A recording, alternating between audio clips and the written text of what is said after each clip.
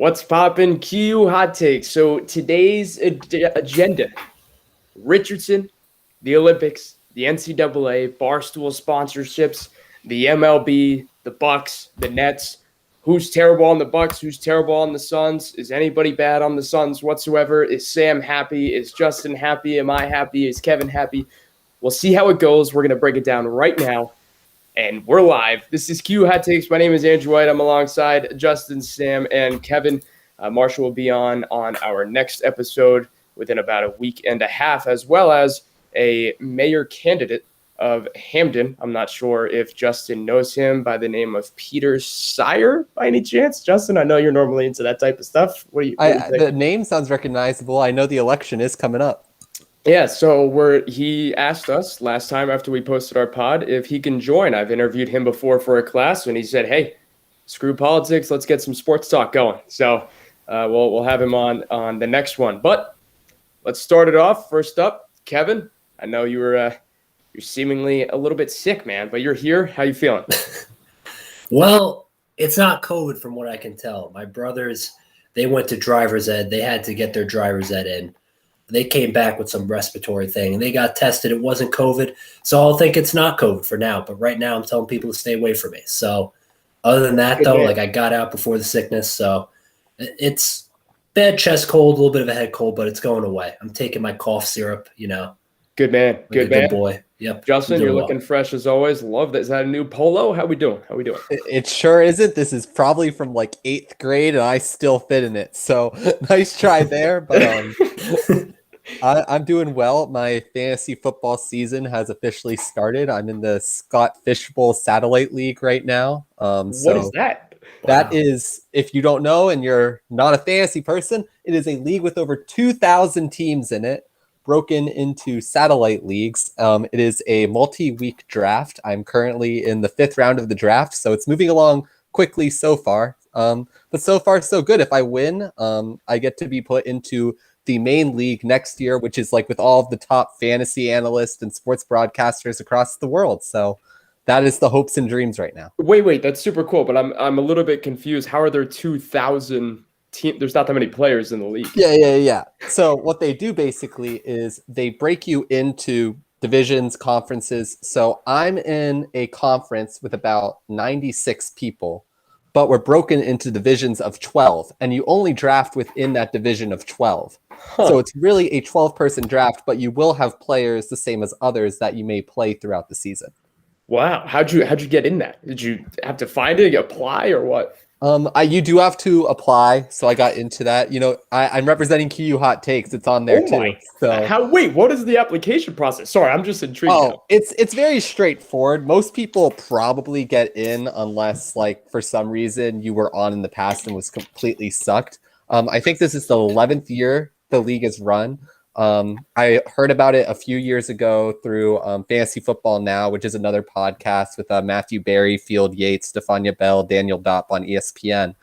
And it was something I've wanted to do, and I keep always missing the application process. So I caught it this year, and I was excited to be put into one of the satellite leagues. So a win in a satellite league is automatically into the big one next year. So that's the goal. Amazing, man. Good for you. And yes, go QU Hot Takes, go Jelly. So, Mr. Sam, sir, you got a fantastic haircut. Your team is kicking butt right now. How you feeling? I'm feeling good. I'll feel better with 2 more wins, but I'm feeling pretty good right now. Love it. Yeah, this squad on our show, all of our guests before have different fandoms from all different sports, and that's what makes us most diverse, and we're always dipping our toes in something. This year, we got the Suns fan, so he's on the show today. And we're going to start off the show about this series. And with the Bucks versus the Suns, the Bucks are down 2-0. Are the Bucks going to be able to make this competitive?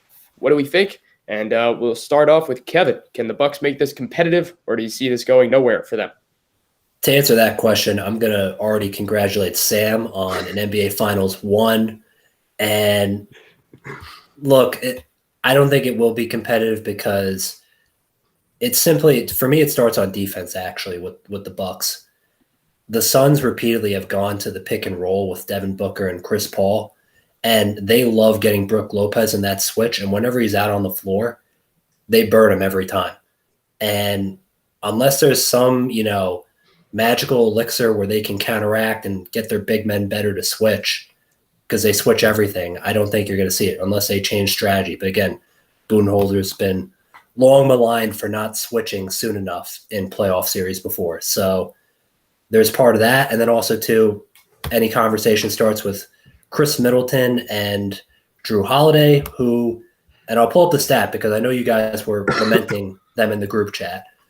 They've combined now for the past 2 games, or the last game, they scored 28 points in total on 12 of 37 shooting from the floor. So horrible scoring from that backcourt duo, and consequently great backcourt scoring from, the Suns backcourt.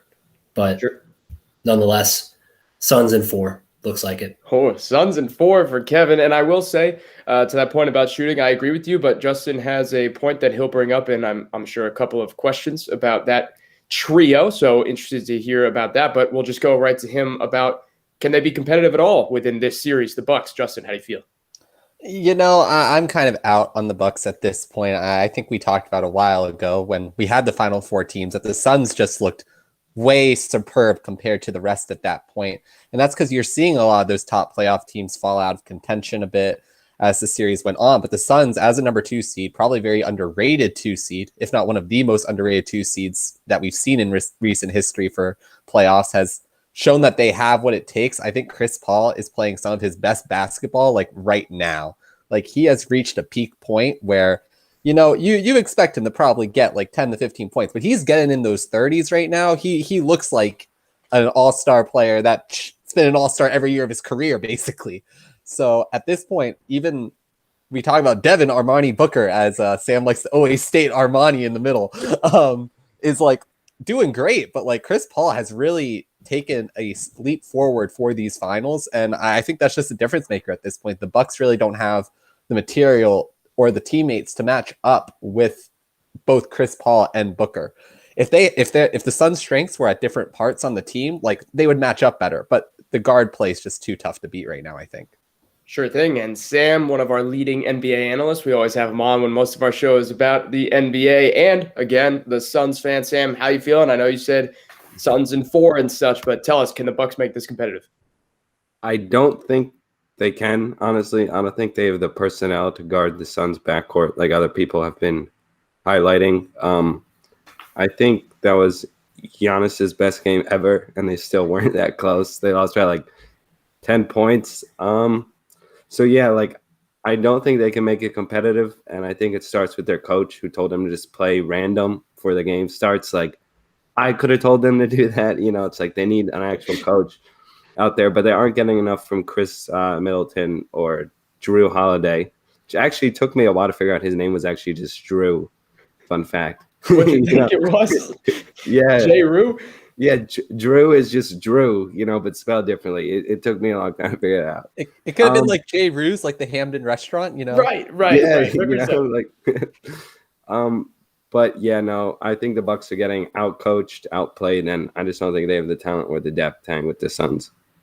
Sure thing. And that's a fair representation. I will say, very happy that these 2 teams are the ones in the finals, because now I don't care who wins. These are 2 teams that, haven't really won much ever, and it's kind of exciting. I know Justin and Kevin obviously were hoping for something different, but either way, at least it's not a dreaded team. But we're going to go straight to Justin on this next one, because he brought up a point to me yesterday that I think you might want to discuss now for the world.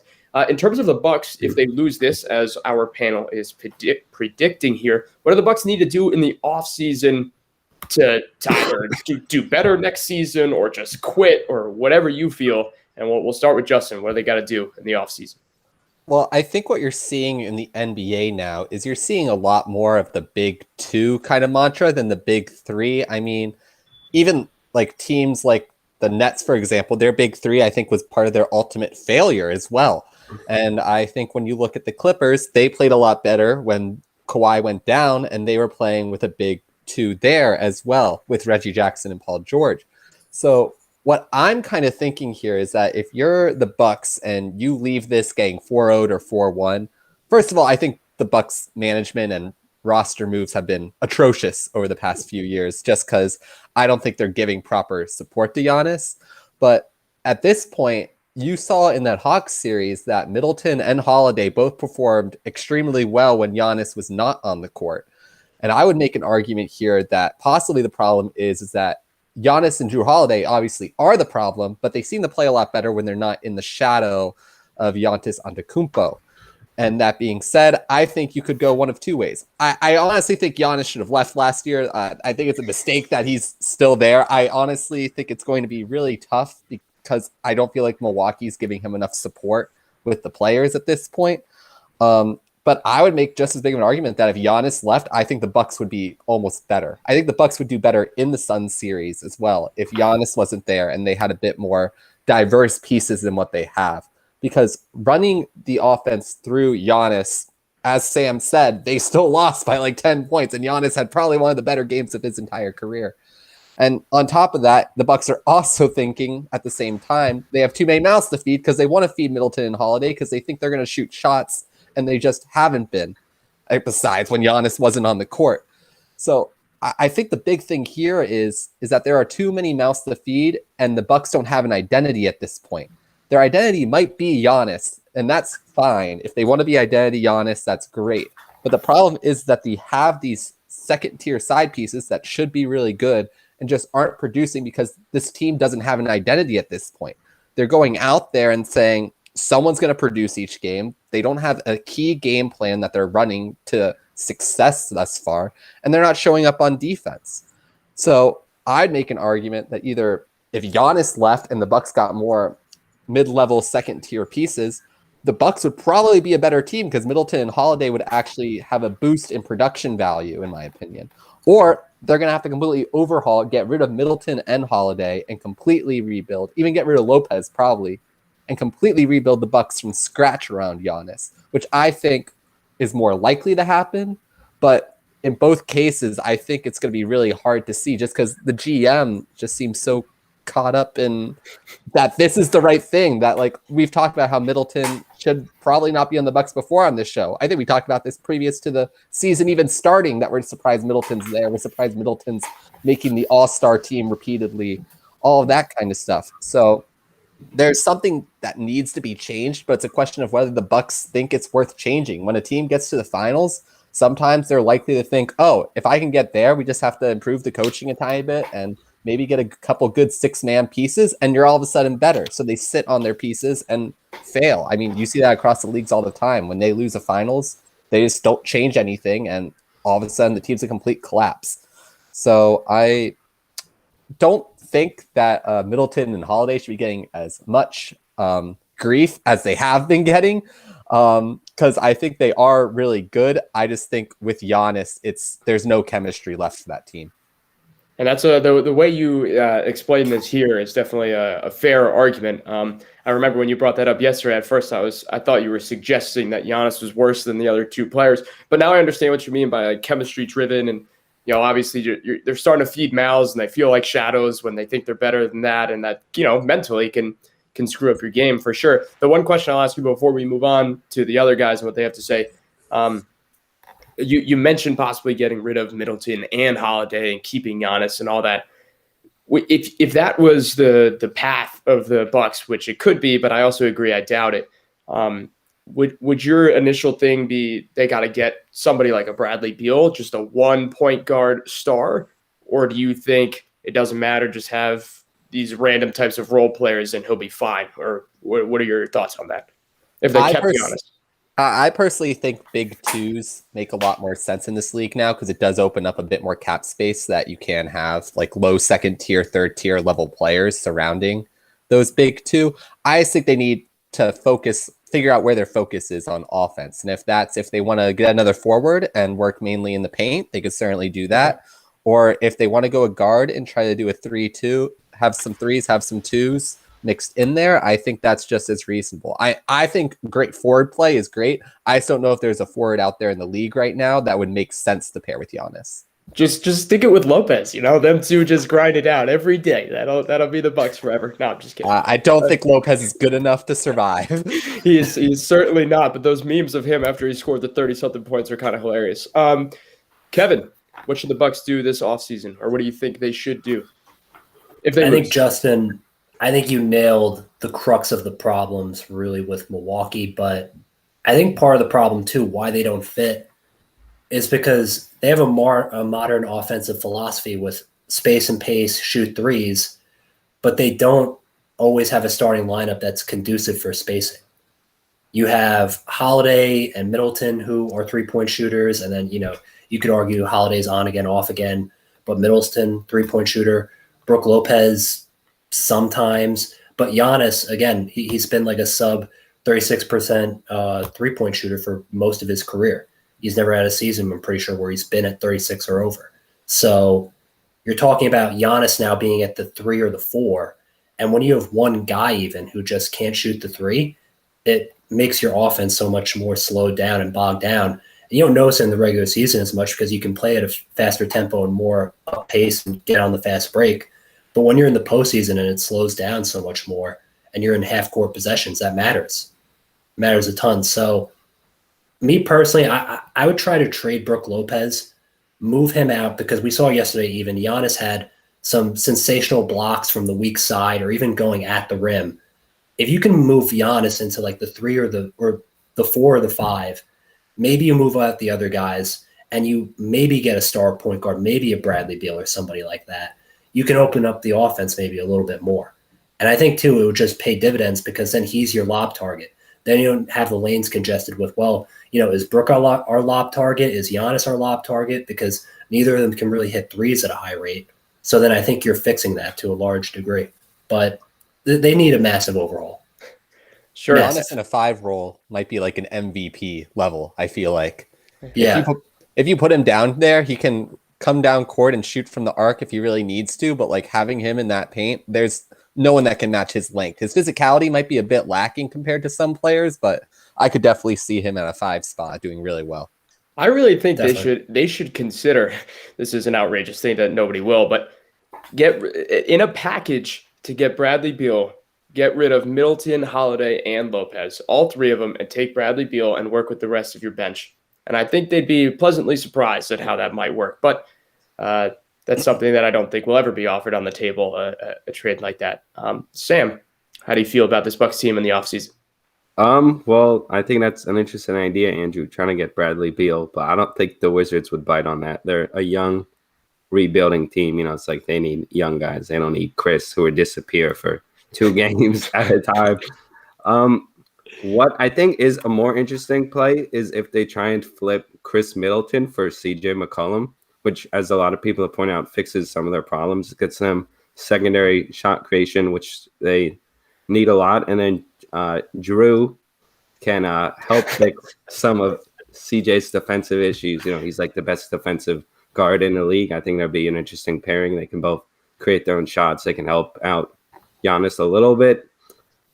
I think that Brook Lopez, or Splash Mountain, as he's called, is actually the perfect 5 to pair with him, though, because he's a good rim protector and he can also space the floor.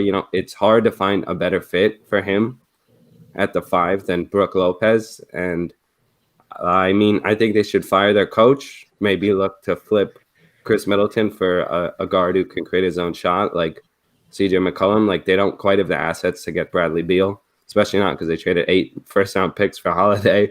So, which is crazy, which means they're definitely going to need like more out of him. But I think they should trade some players, try and make small moves, and I don't think they can really make a big splash, as people say. All right. Respect. And finally, we'll do this Suns Bucks prediction. We'll just go around the ring. I think people have said it. Just give me the game numbers. I'm going to say Suns win in 6. I think the Bucks will find a way to win a couple somewhere. But in 6 games, the Suns will close it out. Kevin? Suns in 4. Suns in 4, bro. I'm going with that guy. That guy who got in the fight, that savage from the Denver game. Sure. Suns in 4. All right, Justin. Suns in 4. Suns in 4, okay. And the Suns fan, how do we feel? Yeah, it's going to be a Suns in 4 because the Suns are actually the best road team in the league, and they're coming in 2-0, and Milwaukee, they're kind of depressed. which I guess makes sense because they live in Milwaukee, but they need somewhere else. You know what I mean? That's one way to look at it. All right, lovely. So, by the way, all of these questions this week are brought to you by Justin Ellis, yours truly. So, not yours truly. That's not me. The other guy on the show. Is truly. So, it's truly. Thank you. Okay. So, somebody by the username Playoff Russ, and according to Justin, this is just some random human being on the Twitter world. Just kidding. The TikTok world. He's predicted the following players to go to the following places next season, and we're going to discuss whether or not we think that's possible. So I'll just read them first. Lillard to the Sixers, Lowry to the Clippers, Westbrook to the Lakers, and Lonzo Ball to the Knicks. First of all, Justin, I'm going to ask you if you had any more background data about this, and then otherwise I'll go down the list and ask you guys and just tell me yes or no, or crazy or sounds like a good idea. But Justin, you got anything else? There's no real background. I just have a lot of TikTok predictions for NBA free agency lately. And this guy kind of seemed like he might have been on a bit of crack cocaine based off of what he said. So I thought it'd be an interesting thing to bring to the table. All right. Sounds good. Lillard to the Sixers. We'll go to the Sixers fan. Is that possible or not possible, Justin? It's possible, but the Sixers will never give up the assets that need to be given up. That's 100% giving up Simmons, Thibault, and Maxey, and at least 2 first-rounders probably in order to get it. And I just don't think the Sixers are willing to part with the young talent there. And Thibault is probably a future defensive player of the year, so probably should just keep him around for a bit longer. Okay, Sam, Lillard to Sixers. Possible. I'm going to go with impossible. I don't think Ben Simmons is actually a positive asset. I think at best he's a neutral guy. You know, he's been exposed so many times. Matisse Thybulle is 3-and-D minus the 3. You know, so he's really just the D. At this point, their best asset is Embiid, but they're obviously not going to move off of him. Tyrese Maxey and like 2 thirsts can get you like a nice player, but Damian Lillard's a top 10 player, so I don't think they have the assets to realistically get him. Unless if he says the only place I'm going is Philadelphia. That's like the only way they can get him, I think. All right, Kevin, Lillard to Sixers, possible? He's out of their price range, boss. All right. Out of their price range. They probably should have looked hard at that James Harden move, that James Harden deal that they could have had with Ben Simmons. They maybe should have taken a look at that. They made the offer. They were just not interested. I don't think Harden wanted to be in Philly. I don't blame him. Harden just wants to ball with his boys like it's a playground, for God's sake. And look where it got them. Injured and hopeless. Okay, Lowry to the Clippers. Likely or not likely, we'll swing it to Kevin first. This is actually an interesting one. I will say no, though, because, I don't know if Toronto wants to move off any of their guys at this point. They still, I think, kind of have a core that they want to go another year with. They might use like, we were in Tampa. They might use like kind of like almost like a bubble excuse, like, we were in like Tampa, so let's like run it back with the crew. But, I mean, they could. It's just, again, I don't know how much assets really the Clippers have at this point for Lowry. All right, fair. Sam, Lowry to the Clips. Possible or no? It's theoretically possible because Kyle Lowry is a free agent this offseason, but I think Toronto is going to try their best to keep him. He's their best player. He's their franchise GOAT.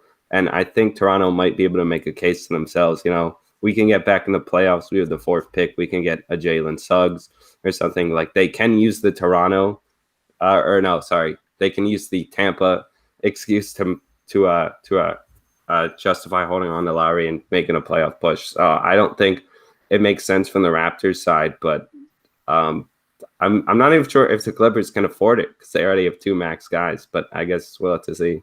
And hey, by the way, the Freddie V squared slander here is unwelcome. Thank you very much. He's too short. I'm sorry. Hey, no, he's the man. No, I'm playing around. Well, I'm not playing around. He's the man, but I get it. He's too short. Lowry's not tall, by the way. Boss, man. Yeah, but he's a better defensive guard than Van Fleet. Yeah, but Van Fleet goes crazy. But all right, Kevin, Lowry Clippers. Whoa, Justin. Sorry, my bad, Justin. Oof. We can both be Kevin. I'd love to be Kevin for the day, you know? My bad. But I don't think Lowry's headed to the Clippers. I'm not sure if he's going to be retained by the Raptors either. There was so much trade talk about him around the deadline. It kind of seemed like the Raptors wanted one last hoorah with him before letting him depart. I probably see Lowry going to somewhere like the Heat, for example, who are looking to make a lot of big moves in order to fuel a team that was in the finals last year and fell pretty short this year, getting swept by the Bucks. So I could definitely see him being on a East competitive team still. I don't see him going out West, though. All right, Westbrook to the Lake Show. I mean, is he affordable in that realm? That's a good question. Sam, we'll go to you first. First of all, I'm going to say that cap space exists, so I don't think this is financially possible. And I'm not convinced that Westbrook actually makes a team better at this point in his career. So it would be interesting. You know, he's not really the point guard they need. They need more of a floor spacer, because you don't want Anthony Davis shooting like threes all game. And basically their best player is obviously LeBron, and he works best with the ball in his hands. And then you look at Russell Westbrook, who's also another ball dominant player. So just from a financial fit and a basketball fit, I don't think it makes sense. I will say, before I continue, from my knowledge, the Lakers are very interested in Kemba going to them after he's now just gotten with the Thunder. Whether or not that's going to happen, Justin's shaking his head a little bit there. But Justin, your thoughts on Westbrook to the Lakers and your shaking of the head? I just don't see Kemba fitting in well with that team at all. But I really don't know where Kemba fits at all in the league anymore. It's the injury team outside of the Nets, yeah. He should have just stayed on the Hornets when he had the chance and tried to never get kicked out to begin with. But Westbrook to the Lakers, I don't think makes sense. I think Sam's right that I don't think he really adds a lot to any team. He's kind of in a neutral position, like Sam also referenced to Ben Simmons. So I could imagine him on like one of those East teams that are just sitting outside the playoffs right now. I mean, I think the Wizards are an appropriate fit for him that he's still on that team. But I also think there are teams like, I would say, for example, the Knicks. That would be a really interesting place for Westbrook. I know they already have Barrett there, but I think Westbrook that's actually a team that Westbrook could add value to. But I think he's too much of a ball hog for many of the teams that are already at the top of their conferences to really take a shot at. All right. Westbrook to the Lakers. Kevin, possible or not? Westbrook to the Lakers is like one of those trades that I saw, or like hypotheticals I saw every year from like 2014 to like 2016. It was like when the Lakers stunk, it was like every Lakers fan on Twitter was just like, oh, like you watch, like in 2015, we're going to get like KD and LeBron and Steph, and we're going to go to the finals. And like, eventually they got LeBron, but it's like, you wish for something so many times, eventually you'll get it. Like you wish for 10 All-Stars, you'll eventually get one if you're the Lakers. But I don't see him going to LA. I think he might actually stay in Washington for some time, because I don't know what Washington really wants to do with their team. They seem like they're kind of like this team that is middling, might get into the 8th seed some years, but can go on a run once in a while, but also isn't really a contender, but doesn't really want to rebuild. I don't know. They feel like a better version of like Detroit, where Detroit was for a while before they launched their rebuild. Like, where Detroit was like, yeah, well, we kind of have like Andre Drummond and Blake Griffin, and like, yeah, it doesn't fit, but yeah, these guys are good, and maybe we want to run it back, but we don't know. Like, that's kind of where I see the Washington Wizards being at. So I don't actually see him getting traded at some point near the end. So. Yeah, go on. I was going to say, honestly, the Wizards kind of low-key remind me of where Golden State is right now, except for the fact Golden State has Klay Thompson coming back, and the Wizards have nothing to look forward to. Sadness. And by the way, this guy is, quote, at playoff Russ is his username. So clearly he wants Russ to be in the Lakers uniform. He needs Russ in the playoffs, man. Anyway, finally from this guy, Lonzo Ball to the Knicks. One thing I will say, way more likely, in my opinion, that Zion gets there, not this year, but before Ball gets there. But Lonzo Ball to the Knicks. Kevin, we'll go to you first. Possible or not possible? I think it is possible, actually. He's a restricted free agent, I'm pretty sure, right? So if the Knicks, bid high for him, which, again, that's possible knowing the history. So that's in play. I mean, I think he'd be a good fit for their team at the right price. He's not a franchise-type player, but, I mean, I'd like Lonzo Ball on my team. Again, it depends how they feel. At the same time, I'm hopeful that the brain trust that's, with the Knicks now, with Tibbs and those guys, that, they make some good decisions with the roster. They might just want to stick with D Rose now as the starting point guard for a couple years, but we'll see. All right, Justin, Lonzo Ball to the Knicks. I'm not really in on this take. I could definitely see the Knicks doing it, but I do like Derrick Rose a lot, and I think the fans really like Derrick Rose too. So I feel like he's shown that he has the possibility to be a starting point guard and possibly just have like a slightly lesser point guard behind him. But I think Lonzo will split time with him too much for that team, to be honest with you. And I don't think Lonzo adds the kind of value that the Knicks are looking for at this point. If you take someone on like Lonzo, I think you're more likely to have issues signing big players down the road when you just don't have the cap space because you're bidding on these random guys who are no more than role players, really. And I think that's saying a lot for Lonzo to even call him a role player at this point. I don't think he adds significant value to any team. Maybe he has potential for the future, but I am currently not seeing that. Sure thing. And Sam, finish it off. It's a tough call from the Pelican side. They obviously like that connection there, right? He throws those passes to Zion. He's a pretty good passer to have along Zion. I think from the Knicks, one, they're going to have to outbid the Pelicans, which is actually going to be tough because I think they're pretty committed to that young core. He's definitely a big upgrade over Elfrid Payton. He just does everything better, basically. He's a better defender, better passer. I think he's shooting 38% from three over like the last 2 seasons. So if you buy that he is that level shooter, then I think he would make sense. But I think on the flip side, the issue is you're taking the ball out of Julius Randle's hands. And we just saw how effective he can be if you let him run point. So I think it would kind of neutralize Randle in a sense, but I think it would be worth exploring for the Knicks. Sure thing. And in the playoffs, Randle maybe should be neutralized. I'll point that one out. But you're right. For the rest of the season, I agree. Okay, moving on from playoff, Russ. Thank you, Justin, for finding and giving us your For You page. The mid-season tournament will be determining a first-round pick option. This is possible for the NBA. Do we think this is a good or a bad idea? I believe the first round pick it's the one right after the lottery pick, right? So like after 14, the 15th pick. Yeah. So do we like this midseason tourney? Maybe throw a little bit of fun inside the regular season that clearly some fans are maybe not into. Do we like that it puts some pressure on this? The 15th pick is a big deal. So what are your thoughts? We'll go with Justin first. I think it's interesting, but I also think that you'd have to put something in, which I don't think they ever would, that would make it not tradable. Because what you're doing then is that if you give one of those elite teams the chance to have a top pick at 15, they're more likely to just try to trade it to restock and refuel. Maybe they go with young players, and that makes them just even more talented and gives young players a shot at an early title in the future. But honestly, I just don't think they should be allowed to trade that pick, because what's going to happen is they're going to put that pick together, whatever other pick they have later in the draft, unless it's already traded, which honestly, most big teams love to trade away their first rounders anyway. I just think it's going to help teams refuel with veterans more so than give those big teams rookies.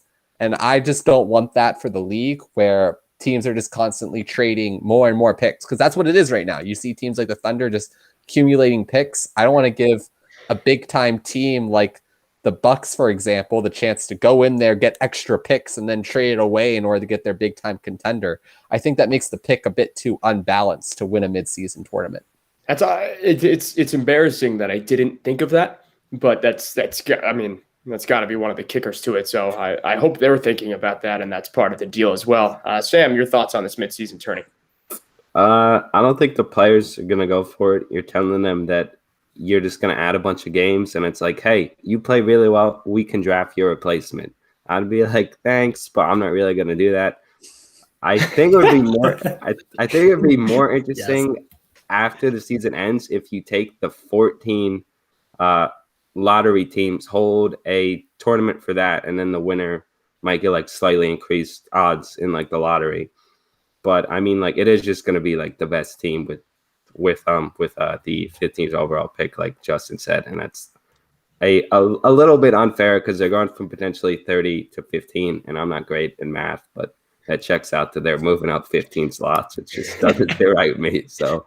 Sure. And even to your point, there's so many difficult ways to look at this lottery thing, because if you did your idea, you can go the the Justin route of these analysts trying to figure it out. And they're like, you know what, this year we're gonna tank just to be right outside of the playoffs by one, but we know we're better than all the lottery teams, and we're gonna get the number one overall pick probably by winning this tournament. So there's so many. It's just so annoying how many different avenues there are. But Kevin, your thoughts on this midseason tourney? Well, for starters, I sign off on both on what those guys are talking about, because those are both issues. But I mean, some things are just meant to not be explored and meant to be a fantasy, and I think this is one of them. Because I mean, again, maybe I'm ignorant. Maybe the average NBA fan has so much ADHD, is so addicted to fidget spinners and TikTok that just they can't sit still for just 5 minutes. But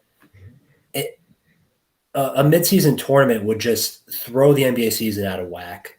And we're talking about 82 games in a season. Maybe it's because I'm a baseball guy, but baseball is 162 games. That's 2 NBA seasons in one season. So the idea now that we're going to have like a midseason tournament, I mean, it does feel a little bit ADHD. It does feel a little bit too like obsessive and I can't sit still in my seat kind of type thing. So I'm against it firmly. I just think that, you know what, midseason matchups, there's plenty of good ones. You can watch, Devin Armani Booker. You can watch him play Paul George and the Clippers on a beautiful night in LA. You can watch LeBron go up to New York and play the Knicks at MSG. Like, there's a bunch of great games that will get your attention, like if you're just chilling on a Friday night and you don't have anything to do. So I think it's a little unnecessary, and I don't actually think you'd get a lot of ratings from it. Yeah, go on. I would say with like the tournament as a whole, I gotta say I'm almost for it just because I think the NBA needs the views a bit more. I think 82 games, and I think this is exactly what Kev was saying. I think 82 games, there's a lot of people who can't sit around and watch 82 games in a season. They find basketball a bit too slow as the season progresses. I honestly think if they're going to do this tournament format, they need to reduce the number of games in the NBA season. Yes. I think they should reduce the number of games in the NBA season regardless. I think there's too many teams, and I would say like probably the top 5 or 6 teams in each conference, if not more, are almost guaranteed to make a spot in the playoffs most years. I mean, as a Sixers fan, I don't need to watch every single game because I already know they're going to at least get a 6 or 7 seed. There's no way they're going to fall that low. So there's so many fans that no longer have a reason to watch their elite teams till the playoffs. So they need a reason to bring those fan bases back in. And I think something like this allows them to feel like there's a bit more up for grabs. There's more stakes. So I feel like by reducing the season, it makes all of those games matter more. And on top of that, the tournament makes something matter even more mid-season. And people love to like basically, I'm trying to think of a nice way to say this. All people care about is self-indulging themselves in March Madness. And this is the closest thing NBA can get to it, to the point where it makes them like so thirsty and hungry for some kind of quick level action that it's undeniable for the NBA to chase it at this point. And here's the thing. I have 2 things to say. One, the reason why March Madness, first of all, works so well is there's only about 30 games in a season. Second of all, I'm going to say it. I still to this day think college athletes play harder during the regular season than the NBA players. But one of the main things about that tournament too is the whole single elimination thing. And the NBA will never do single elimination. They're too afraid. Like, the players will never do it. Nobody's ever going to do it. So they'll never be able to mimic March Madness whatsoever. It's not possible. There's not enough teams to. They can't figure it out. But when it comes to the NBA and the MLB and people running out or ADD and they can't figure out how to watch games, my 2 things for the MLB that they should fix is, 1, I think series are bad ideas. I think it's bad that you play Friday to Sunday or Thursday to Sunday, the same team every day in 160 games. I'm a firm believer the MLB season should only be 100 games flat. And I think teams should play every team in baseball at least once. I think it'd be fun to just have like a 1 game every week against a different team in the MLB that'll probably cover about 30 weeks, just 1 game against a random team. And for the NBA, I mean, my God, I've always said it should be no more than 60 games, but they'll never get that low. But who knows? I don't do analytics, so that might not actually help the ratings or people's ADD. I've become the old man on the porch. Yeah, that's fun. That's a good way to live. Okay, If we're moving on now, if AD, Actually, hold on. oh yeah, All right. go on. Sorry, my bad. No, don't apologize. But what if you have this tournament? You have East versus West, right? It's every team's in. You do like a mini finals almost. The winner of each division, when it comes to playoffs, they get to pick their first round opponent instead of giving them a draft pick. Ooh. That'd be fun. They're just not as creative as you and Justin. I mean, that's just how it is. I wish they did that during the pandemic for the MLB. Wait, isn't what they did, was it? Because I know there was a discussion about it. Okay. No, they didn't. Because at one point there was that huge discussion that the MLB was going to have, instead of having separate conferences for the playoffs, they're going to put everyone together in one playoff run, and then they were going to let the top seeds draft which team they wanted to play. I think that is such a hilarious idea, because that creates such a storyline of disrespect. Like, dude, but that's sick. That's awesome. I think that's a great idea, because imagine if you're the Bucks and I'm just like, give me the Heat. I bet I'll kick their butts this season. So you just get like these great storylines, I think, when you get a chance at like dissing your opponent like that, and you're like, I want to play you, come fight me. Or the upsets, that go the other way. Maybe somebody's like, oh, I want to play the Phillies at the bottom of the MLB, whatever, and the Phillies come out there with guns ablazing, and Bryce Harper hits a grand salami, and all of a sudden they won the game. That's sweet. Andrew McCutcheon's the only person that hits balls on this team. So. My bad. I get it. No, it's a clever idea, Sam. Thank you for bringing that up. We should talk to the NBA. Okay, moving on, more NBA stuff. So if Anthony Davis, Jamal Murray, and Kawhi Leonard were all healthy, do we think that the Suns would still be in the finals? That is the question here, and you don't have to explain too much if you don't want to. We got a bunch more topics to do, but we'll go to the Suns fan first. Do you think if those three guys were healthy, your squad would still be in this? I think for the Lakers, we were just the better team, top to bottom. I mean, they had the two best players, but besides that, you could say that we had like the next six. I think Anthony Davis was healthy for like 2 games. Like, we missed Chris Paul for like 3, basically. It might as well have been me out there. That's the performance he was putting up. I think we get past the Lakers. I think we get past the Nuggets in like 5. He's obviously not going to help their problem, which was defense. You might be able to say that a little less Austin Rivers and some less Campazzo minutes would obviously help them. I think the most interesting one is the Clippers one, because Kawhi is obviously a phenomenal player. But then I don't think you get the same Reggie Jackson. So I think it's probably a coin flip like we saw in the first 2 games of the Clippers series. The Suns actually look better without Chris Paul, like when he came back. So there's no guarantee that the Clippers would have beat the Suns. Plus, I'm pretty sure the Mavericks took them to 7, and they're just the worst team straight up. So it's kind of a toss-up. I think you can make the argument either way. The Clippers beat the Suns, or the Suns hold out and beat the Clippers. It's a fair take. We'll go to Justin and then Kev. Yeah, I think for me, I think the Nuggets would have been an easy win. None of those games were even competitive, in my opinion. I don't think Jamal Murray makes that kind of difference on a team. I think the Clippers series, the Suns would have won too if Kawhi was on the court or not. Like I said, I think the Clippers were somewhat playing better without Kawhi, especially toward that back end. They completely started dominating the Jazz when Kawhi wasn't on the court anymore. So I don't think Kawhi would have moved the needle enough to make that Suns series any better. I think the Lakers are actually the most interesting one, just because throughout the season, they had matched up pretty well on Chris Paul. Like, Chris Paul was not having good numbers when he was playing the Lakers. And I think they just had his number in those situations. And the Suns still seem to have a pretty good chance at winning that series. But if Anthony Davis was healthy, I think you're looking at a Game 7 coin flip for that situation. I think LeBron James and Anthony Davis were just way too good to lose games that quickly if Davis was on the court with the full minutes that he needed. And I think Anthony Davis just adds a lot to LeBron's game at this point. He needs that other player who, at this point, I think most people will say Anthony Davis is a better player at this point in their career than LeBron James. And without Anthony Davis, he loses all that elevation. He becomes suddenly like a low second tier player. He just doesn't have any other pieces besides those two. And that's what happens with the big two. I like the big two concept, but if you take one of those away, your team's probably done. And that's the risk you have to take with that. Sure. And Kevin, your thoughts? Well, for all of them, Suns in 4, bro. Okay. No, I'm just kidding. I'm kidding. No. I had to. It's too good. It's okay. Hey, it's funny. But for all of them, I think the Suns win regardless. I think with the Lakers, quick breakdown, I think Anthony Davis gets canceled out by DeAndre Ayton, who I think we need to start talking about as one of the best big men in basketball. Two-way, like he's even improved switching on to guards and stuff.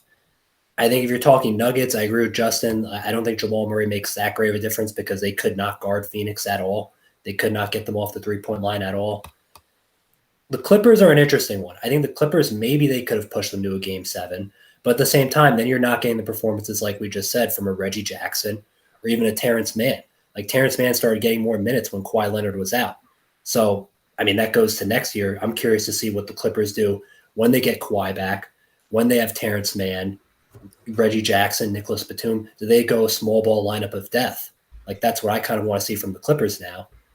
But I think they win all of those series regardless because for the most part, they were the most complete team, I think, in the Western Conference. I'm actually surprised after the Lakers series that we didn't get articles about like Jay Crowder being the new LeBron stopper, but that just kind of joking around. But no, I think the Suns were the most complete team. I think Utah was a team that was incomplete at times. If Mike Conley was out, you saw that there was a big drop off maybe going to their bench. But Phoenix, deep lineup, very good starting rotation, one of the best 3-point shooting teams in the league. I think they would be here regardless of all that. All right. And our final NBA topic, and then the last little bit of time left, we'll hustle through the end of our show. But Devin Booker, we've seen this a few times on Twitter or the interwebs or elsewhere, or maybe a friend maybe poked you and said this comment. But is Devin Booker the next Kobe Bryant? And what does it mean to be the next Kobe Bryant if you don't think that's a possibility for this man? And Kevin, we'll go to you first. Your thoughts on Devin Booker and being considered that good relative to somebody of an all-time great. I mean, Kobe is Kobe, but at the same time, if you're talking about someone whose game is most like Kobe, I think it's Devin Booker. I mean, everything from the mid-range, the post-ups, the quick drive-bys to the rim, and yeah, even the three-point shooting. Like, he's been one of the most prolific scorers in the NBA. And I think, Sam, you said that he was better than Jason Tatum.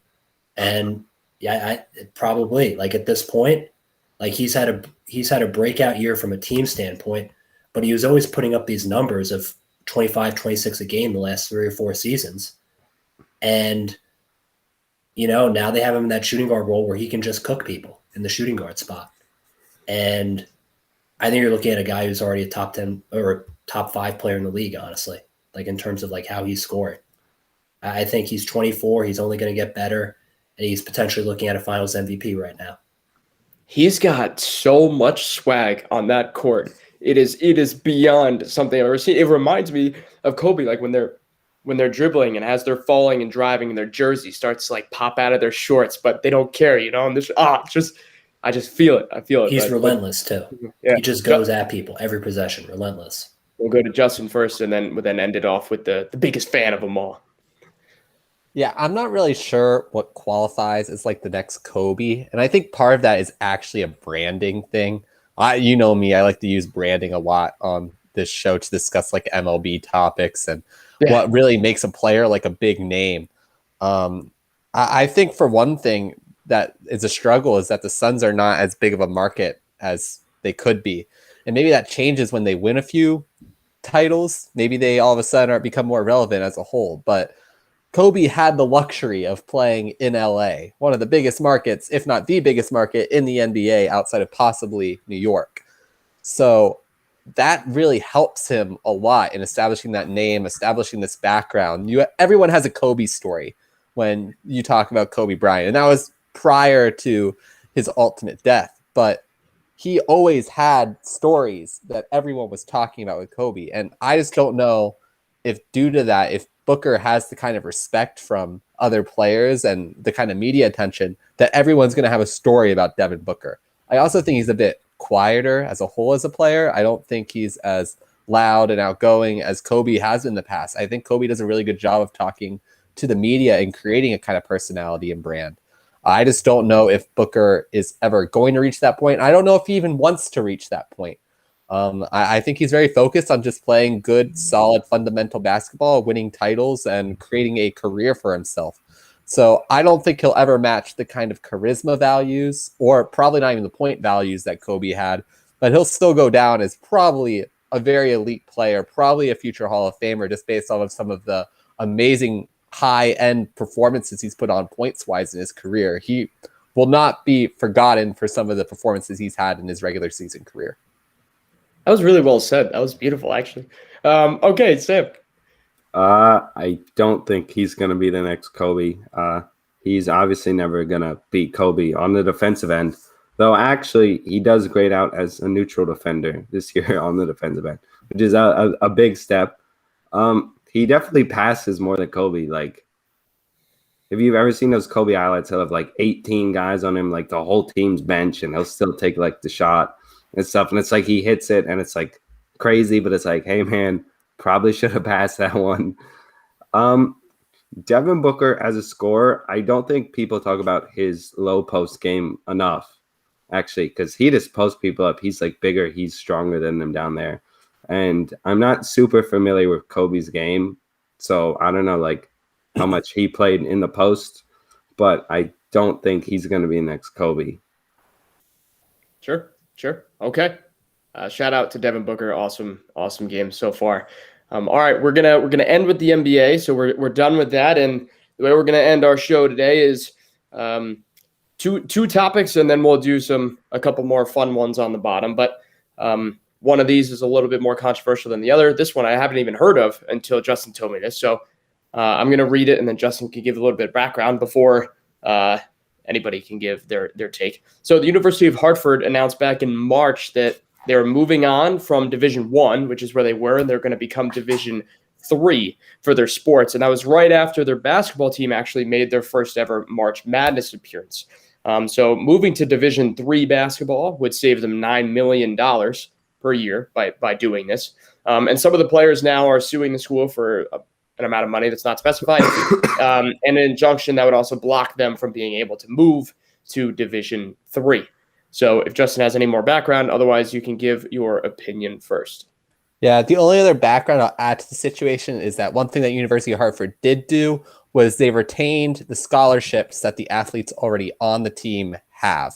So any athlete that still attends University of Hartford will have their full athletic scholarship, regardless of if they play on the team or not, which is obviously a pretty important thing to have to even retain those athletes, because you're kind of leaving them high and dry in the transfer portal with not many choices if they didn't have that scholarship to possibly come back.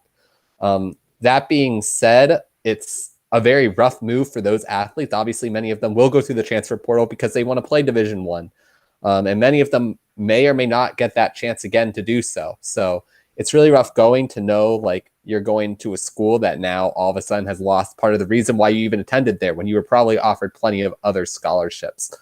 So for those who don't realize why I'm talking about scholarships, D3 means you can't give any athlete scholarships. So any new athlete coming into Division III is not eligible to get a scholarship. It means that the school is way more focused on an academic outlook.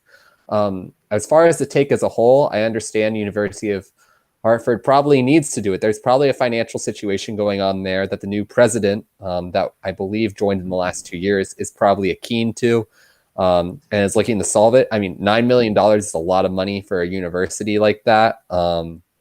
So if they're looking to even keep their university open, I'm sure that is part of the reason why they had to do so.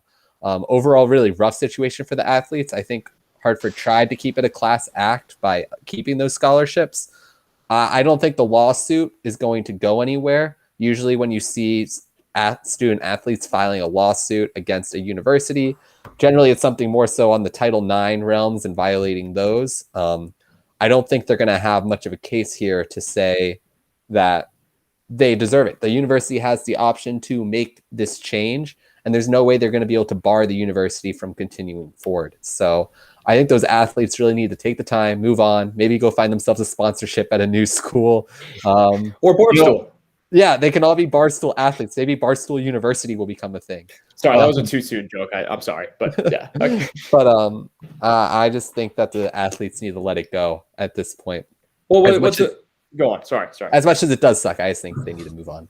Well, because I was going to say that, I mean, it sounds like a horrific situation, but what confuses me is why, like the unspecified amount of money. I'm very curious to see how much they think, I don't know what they would be paid in scholarships of the future or something, or maybe just because the sponsorships are now being a thing now, they think they deserve. I don't know. The money part is the confusing part of this. The injunction, like, sure, they could try that out, but the money was a little bit confusing to me.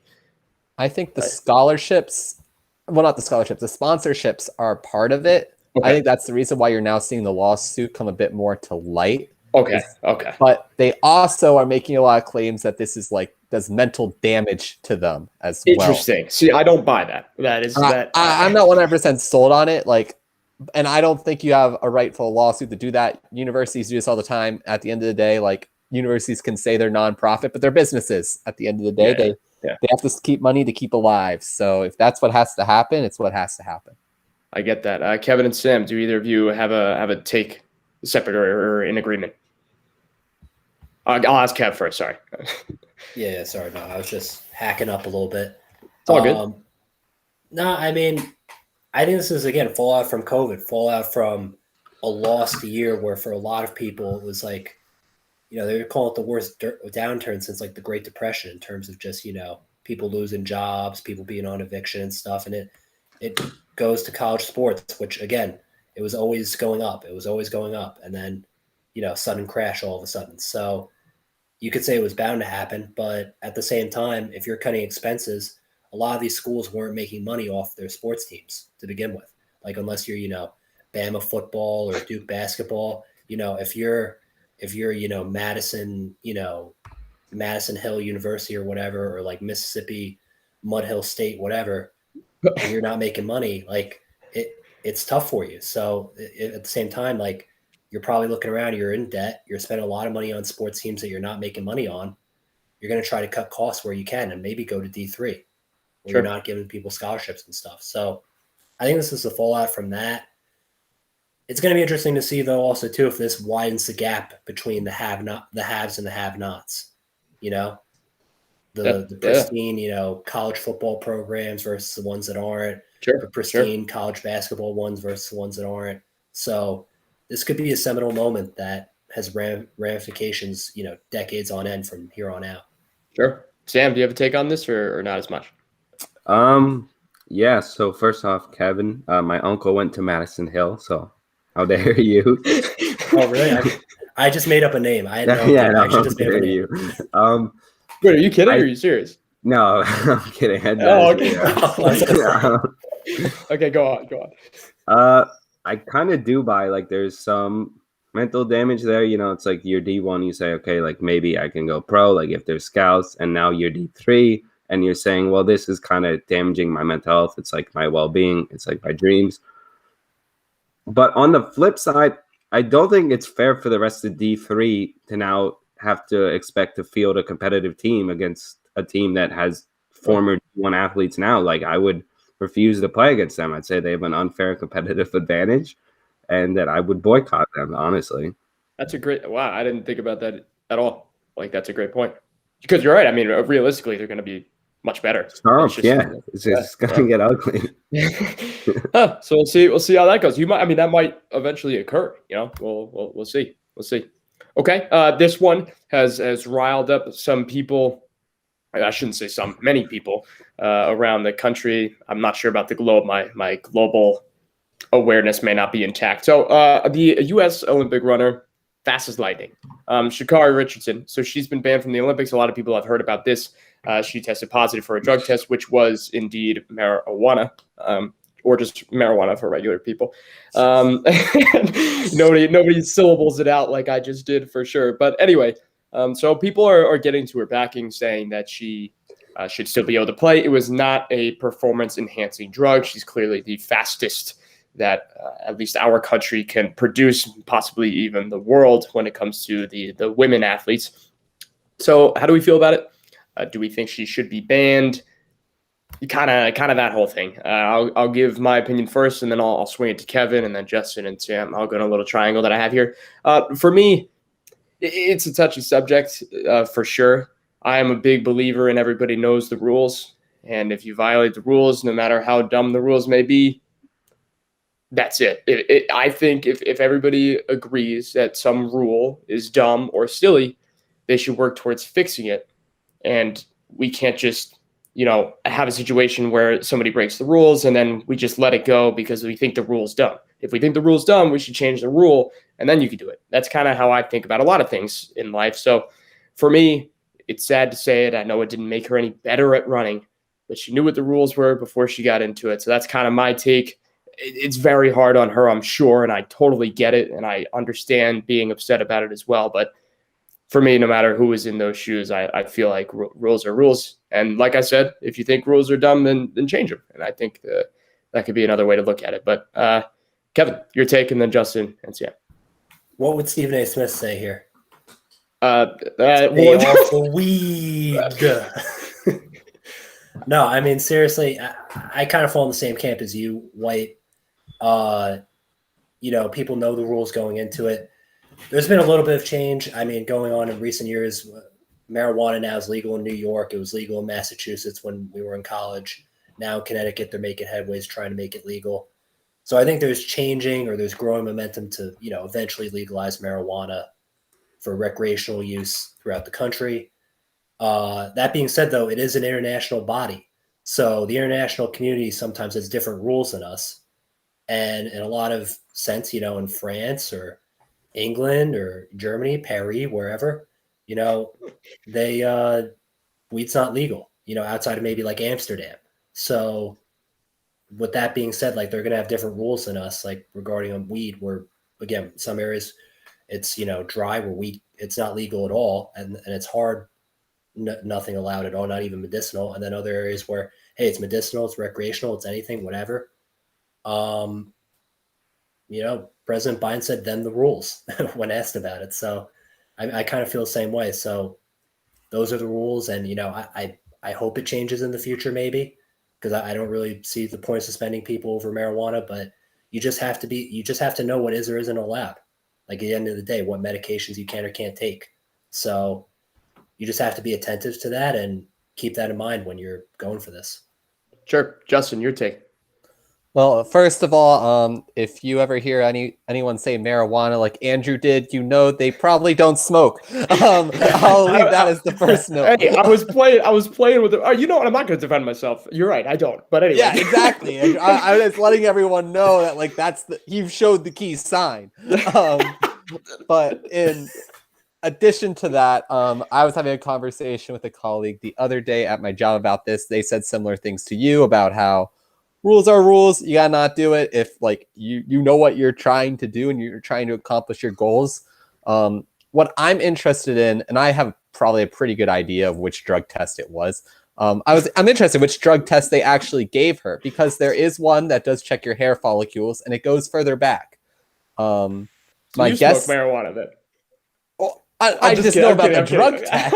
I know how drug tests works. I'm kidding. I do not claim one way or the other. Connecticut did just recently legalize it, so it's going through those motions right now. I'm busting your nuggets. Go on. No. It's all good. But I am a bit interested on which drug test she was given. If it was the longer term one, which I doubt, like I think that's kind of messed up to disqualify someone, because those hair follicle tests can go several years back, depending on the test you've taken. Meanwhile, if it's just one of the simple like urine or common tests, like it's not going that far back, maybe no more than a month, depending on what actual test it is. So I think like if you're going in and knowing like you might get drug tested, and probably will as an athlete for this kind of thing, like don't do drugs for a month. It's a month. And like some people do struggle with addiction to drugs and stuff like that. And like, yeah, that's a problem. I mean, the Josh Gordons of the world do exist. By the way, funny. Sorry. Hey, no, he's applying for reinstatement again, and they've drug tested him for the last year, and he's passed every single one. Oh, good. So That's like great. That's great. But I do think like that you have to. That I think she should think about this a bit more, and like I think this is like another thing for discussion, and I think she should probably speak out more about it, not just saying like I'm sorry that I've let you guys down, and like saying like she might disagree with the statements. I would love for her to like talk more about this and see what she really thinks. Like if she thinks like, oh, I sit recreationally, I didn't think it would affect me, I don't do it that often, or I do it often and I couldn't control myself for a month. So I think that's like a bigger thing. Like I would love for her to speak out more and talk about it and be like, if she said she's going to be not just the US's champion, but the world champion next year. She did. And if that's the case, like obviously you can't be doing weed because otherwise you're gonna get drug tested like all the time now. Like you're gonna be constantly tested. So it's gonna be interesting to see how she rebounds from this, how her future races look, how her future drug tests look, and see how that kind of carries it forward. I agree with the decision the Olympic Committee made. You're not supposed to do it. Like, that's the rule. That's the rule. I don't think it will always be a rule. It'll eventually go away. Sure. There's many good recovery purposes for marijuana at this point. Medical marijuana has become legalized in many states here, including most southern states now, which would generally be more against the legalization of marijuana. So it will eventually reach at least a full United States point, and I would say probably quite a few countries in the future. Our Canadians in the northern border already have legalized weed across their country. So, and I'm sure many more will over the next 10, 20 years. Sure. Sam, thoughts on Sha'Carri Richardson?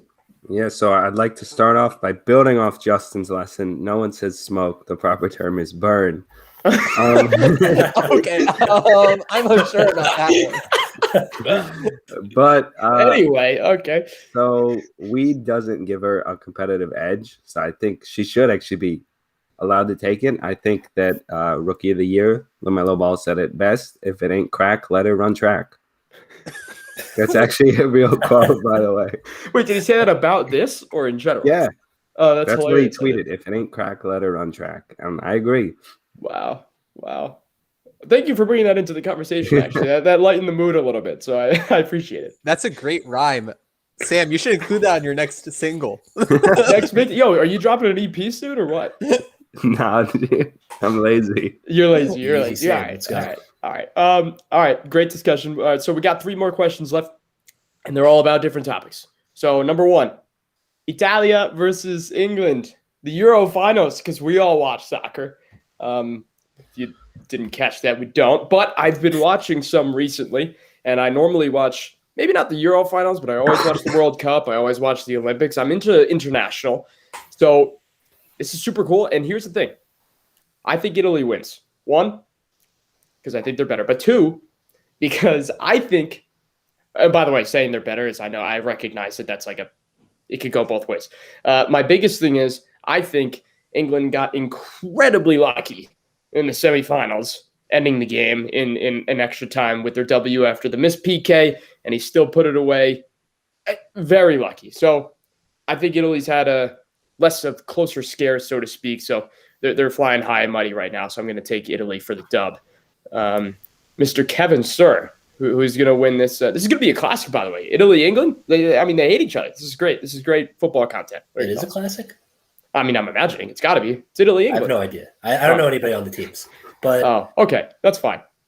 No, I mean, I'll say Italy. I'll go Italy just because like seeing English football fans like care so much and then lose, like it's funny. But I don't know. So I guess I'll go. I guess I'll go Italy.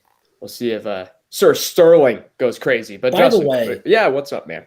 Why do they have? So this is like the Euro Cup, right? Is that what it's called? Euro Cup. Yeah. So they have that, but they also have the World Cup. Correct.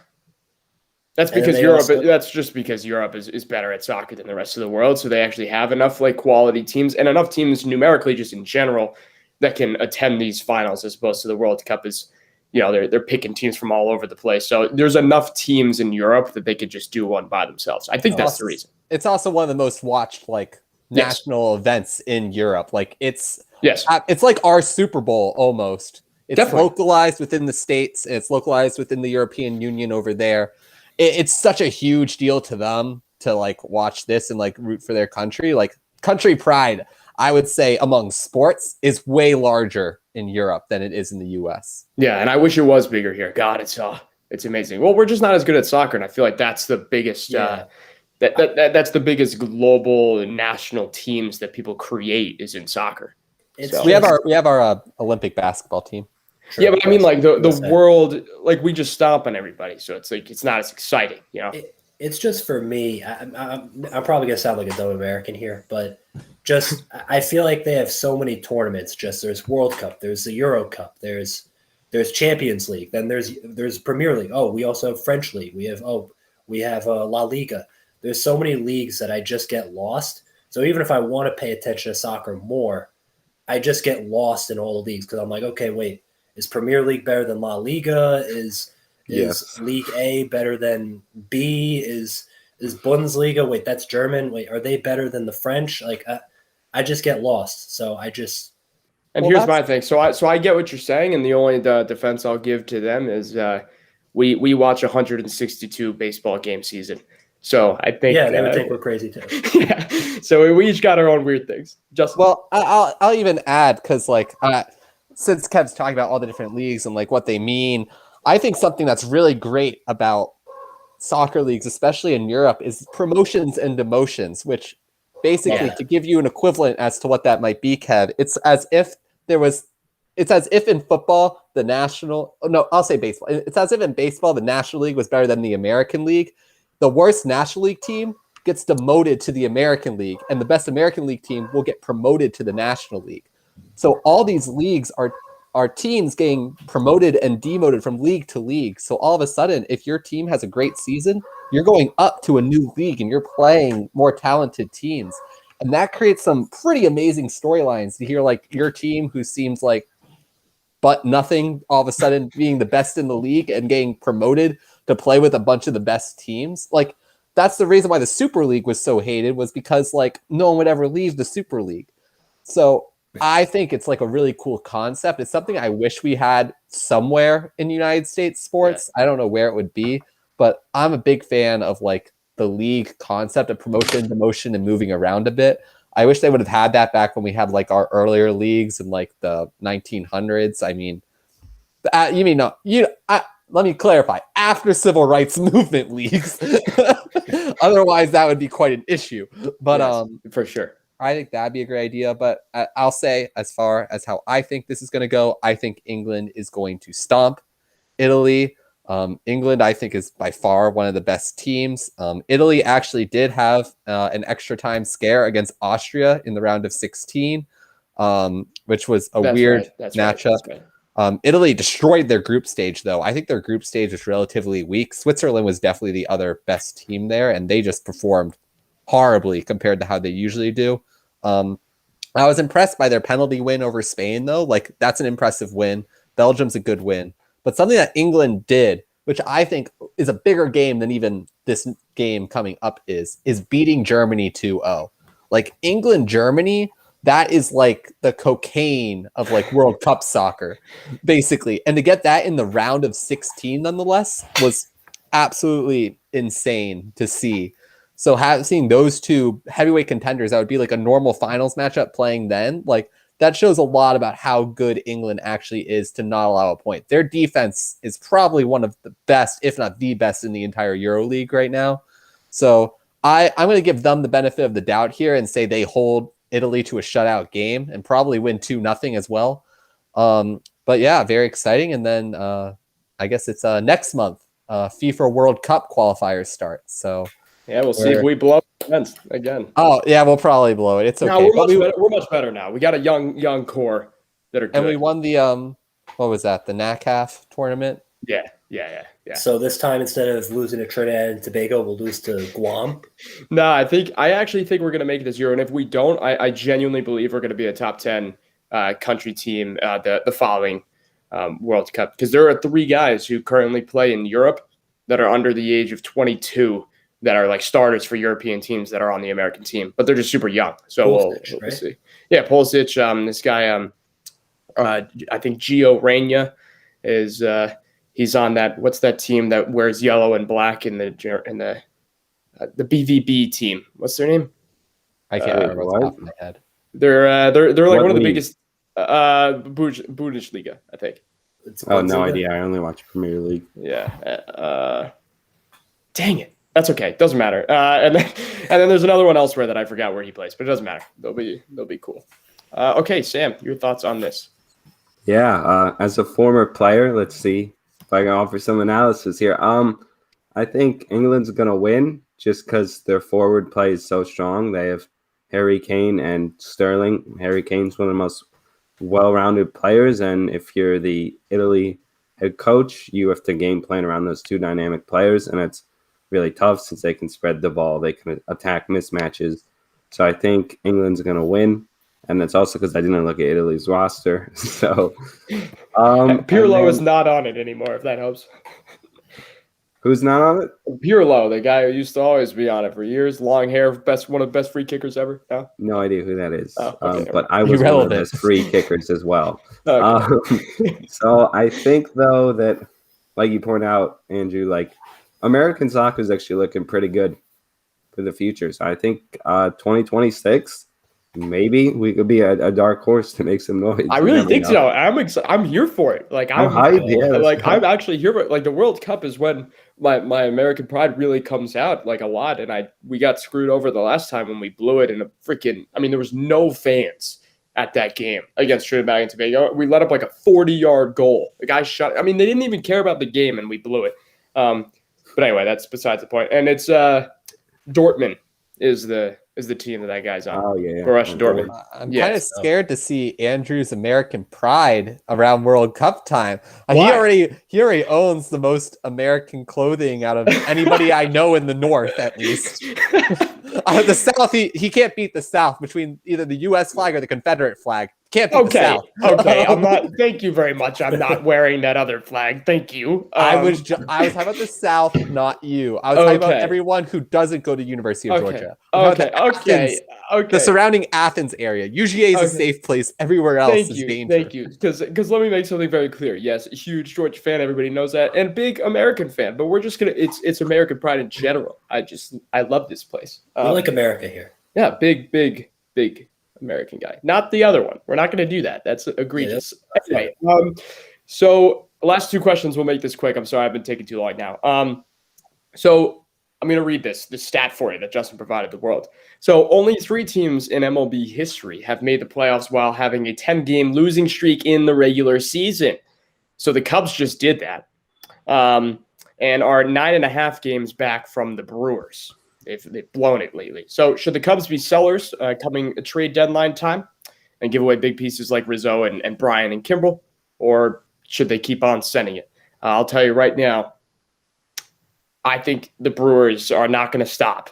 So I think they should be big sellers. I would still keep one of those guys. I'd get rid of maybe a couple others.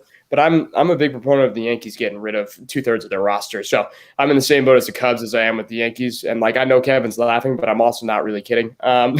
So that's my take. We'll go to Kevin first and then Jesse. No, I'm laughing about the Yankees because otherwise I'll cry. So it's been a miserable year. Sure. We'll skip that though.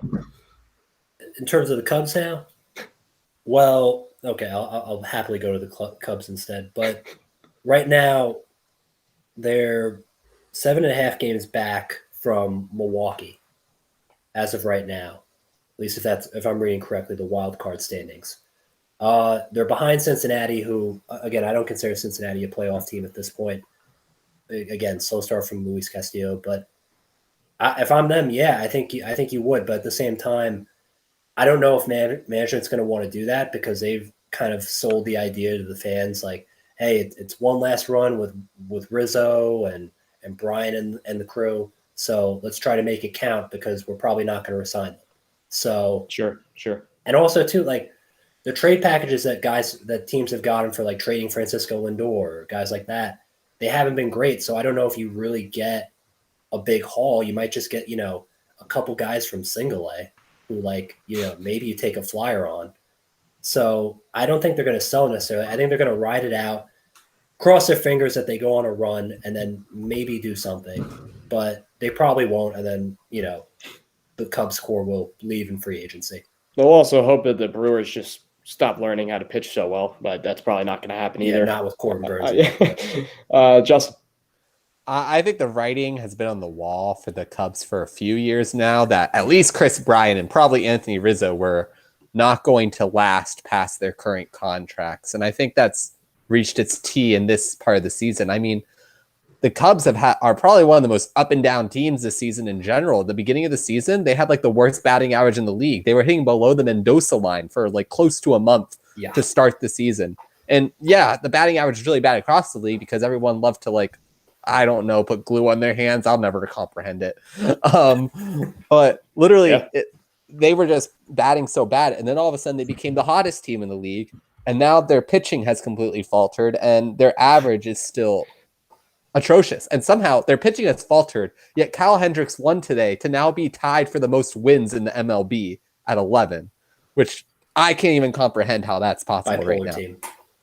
yeah, it's crazy. But yeah, they're a bipolar team. Kev's hit it on the nail, and I just don't think that's going to even out.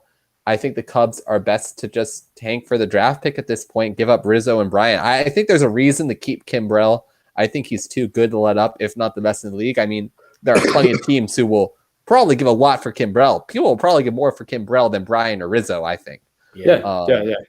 But I think at this point, the Cubs need to sell on their batting a bit, rebuild around Javier Baez. Free agent. This past free agency was supposed to be pretty good. I don't know about this upcoming one at this point, but I don't think the Cubs have the pieces in the majors right now to make that kind of run again. They just can't make contact with the ball anymore. Yeah. Sam, do you have a take on this? I haven't watched one game this season. I guess from a non-baseball view, it depends what they can get back. And it would depend how long of a rebuild they want to do because you need to put fans in the seats. I mean, it is baseball. It's already hard enough with a good team. The bad team is going to be tough. And inclusion, how about those Red Sox? Right. How about those? Which I will add about the Red Sox as a non-fan of the Red Sox. So Jack Leiter went to my high school. If anybody knows who that is, it's like the first or second. He's the first or second best prospect in next year's draft. Pitched for Vanderbilt, had a couple no hitters and unreal talent, like a 2 ERA, millions of strikes, one of the best in a while actually. And because the Red Sox were one of the worst teams in baseball last year, the draft of this year is for last year, so they might actually get that kid. And I'm going to be irate actually. Wait, it's for last year? Yeah. Sport makes no sense. So they're going to get Jack Leiter. So they went from like the second worst team in baseball to arguably one of the best teams in baseball now. I think actually, what are they, second best? Or no, they're like third or fourth best. But either way, yeah, they're going to have the second pick of the draft, I believe. And Jack Leiter is very likely to be the second pick, maybe the first. I hope he's the first pick and doesn't go there. But yeah, that'd be sad. Anyway, I just thought I'm already sad because Nick Pivetta learned how to pitch as soon as he left the Phillies for no good reason. Nick Pivetta never knew how to pitch, and then all of a sudden he went to the Red Sox, and now he's pitching a 4 ERA, and I'm like, magic of Alex 20 Cora, times better. Yeah, I was just gonna say who became GM. I don't know. I don't know what happened. It seems like cheating. Anyway, it doesn't matter. The Yankees were clearly caught cheating anyway, as Cole and Chapman are some of the worst pitchers in baseball. But either way, I'm going to end on that rant. So the NCAA, this is our last topic, last thing we'll say, are now allowing image and likeness to be given money as well as sponsorships for athletes. That was probably the biggest news of the past, I believe this was 4 to 5 days ago, maybe 3 days ago. What do you think about it? Do you like it? And who would you like to be sponsored by? If you were an NCAA athlete, which I am, I'm an intramural champ. So at some point in my career, I'm just kidding. But if you want my take, I actually like this a lot. In terms of image and likeness, for the longest time, all throughout high school, I always thought these were dumb ideas, but I didn't really think too far. I always thought that people should just be happy at the fact that they're on these teams and everybody watches them and like everybody loves them, But now I've hopped onto the board of the image and likeness. I love it. Guys who are good enough and give a lot of revenue to places. Now they can get their sponsorships, and I think it's more fair too because I mentioned this in our chat before. Nobody answered me, so hopefully nobody thinks this is a terrible take. So this could be really awkward, but I'm going to say it anyway. I'm excited to see the students or athletes, I should say, that have always said, they deserve to be paid, and, the mediocre athletes. And here they're all very excited about this. But here's the thing. If you're not good enough in this, you're frankly, you're not going to get much from this. You're not going to get that many sponsorships. I don't think that many people are going to care about your autographs and such. So that's actually one problem that I think people should look a little bit more into. I think the rich get a little bit richer in this situation, which is something that I know some people are not okay with. And in this situation, I mean, these low-end athletes will not be getting what I think they may think they're getting. Anyway, so that's my take. I think it's cool for people that deserve it. So I will never agree with salaries, though. Never. But that's my take. Kevin. I think regardless of the decision, you have to be supportive of it because this is as Americana as it can get in terms of letting the free market, the invisible hand, Adam Smith, whatever you want to call it, dictate how much people get paid in terms of marketing and whether they're worth it. You're Zion Williamson. You're a once-in-a-generation athlete. You want your money. You feel like you deserve it. You feel like people are just making money off you. You're not getting anything. Well, now you can make it. There's nothing more American than that in terms of being above the age of 18 and saying, like, hey, I want to earn a salary doing something. Now you can do it playing college sports. Or, I mean, in terms of the sponsorship or something, it's going to be like a salary to some degree for some guys. Yeah. But I meant by salary like a school just paying your kid because you're on the team. That's what I meant before. But go on. Yeah. So I think this is going to hold off some of that talk. It's going to be great for college football, I think, actually publicity-wise, because you're going to see some guys who maybe people in the Northeast don't know, but you see a commercial with like the quarterback for Ohio State or whoever, you're going to be like, oh, who's that? And then, publicizes college football a little bit more. The players more if they're only there for 3 seasons or so. College basketball, the rabbit might already be out of the hat a little bit in terms of guys are going to the G League. People are going overseas to try to get paid. It depends if you're going to make more money overseas or in the G League. So you might not prevent the top players necessarily from all staying in college, but I think it's good for the brand. It's good for the business that is college sports at this point. So sure. I think it's a win for them. Might not change much with college basketball. You'll still see people leaving. College football, though, helps them. No one's going to leave college football. I think you might find some of those top tier guys like a Jalen Green that decided to go to the G League. If he was offered some sort of, Nike thing for if he played college ball, I think he would be like, oh my God, you're gonna give me a shoe and I can play for Duke or something? Hell yeah, I'm not gonna play overseas where nobody watches me in the G League. So I see what you're saying, but I think honestly you might be pleasantly surprised and people might stay in college, depending on how good they are, of course. But just well, Andrew, you might be an intramural champion, and I am too. But let's remember who actually plays in the MAC. I play in the MAC. That's right, baby. That's right. Good for you, man. I forgot. Go on. Yeah, I'm gonna be talking to Mike Medina sometime before the end of this year and be like, "Can I get sponsored by someone? Am I allowed to go do that?" Heck yeah. But I think it makes 100% sense at this point. I think you'll be surprised, though, Andrew, by the number of small athletes that get sponsorships from small companies, especially local businesses in college towns. Yeah. I've seen quite a few pretty poor athletes I've never heard of in my life, who are getting these sponsorships just by a local pizzeria in town. Imagine Eli's on Whitney sponsoring a player. I can 100% see it because all you're doing is hey, come take some pictures. You'll be have Eli's on Whitney, sponsored, pictures of you everywhere, maybe in a commercial or something. I think it makes a lot of sense for local businesses to show more support, especially in college towns. Oh yeah, no, I think it's actually super cool that they can do it. I think restaurants should do it. I was kind of more in the sense of I don't think those types of athletes will be making as much money as they may have thought they wanted, or because Eli's on Whitney's not going to give a kid $100,000 to be in a commercial. You know what I mean? Yeah, I think a lot of small athletes can probably expect $2,000 from sponsorships. Sure, I would agree. But I'm waiting for Under Armour to give me that call any day now. Because screw Nike, that's too mainstream for me. So, my bad. You're right. You're right. But create your own. You could create. That's what you could do now. Just call it the Jelly Fam or something. Yeah, I'll make my own. Like, I'm gonna make my own complete shoe company. Nice. It's gonna be great. I'm gonna call it a Golden Goose Shoes. I'm It's suing you. it'll be You want me a and brand like Sam's Steph sneaker Curry. company coming up in the world. Can me and Kev get first dibs, or do we got to pay you?